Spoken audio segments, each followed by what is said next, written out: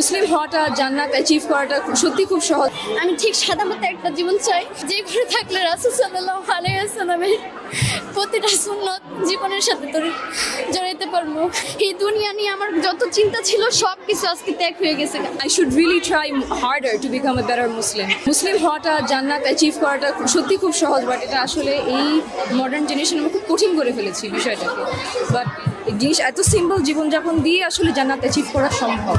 আমি যেটা এখানে আইসা রিয়েলাইজ করছি যে অন্তত আমি আমার যে নতুন জীবনটা শুরু হইব, এটা অন্তত আমি চাকচিক্যময় কোনো জিনিসপত্র আমার ঘরে রাখবো না। My father, Muhammad Iqbal, he really put all of his dedication and effort into it. Simple জীবনযাপন করেছেন, আর আমরা কত ছোট জিনিসের পিছে জীবনে ছুটি।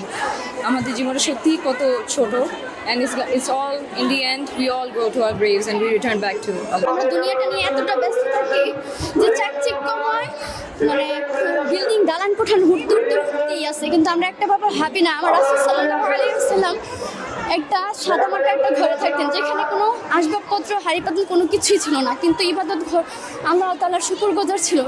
এটা দেখার পর আর মানে অন্তর থেকে শুধুমাত্র দুনিয়ার যে খায়েশাত এটা অন্তত মুছে গেছে। আমি ঠিক সাদা মতো একটা জীবন চাই, যেখানে যে ঘরে থাকলে রাসূল সাল্লাল্লাহু আলাইহি ওয়াসাল্লামের প্রতিটা সুন্নত জীবনের সাথে জড়াইতে পারবো।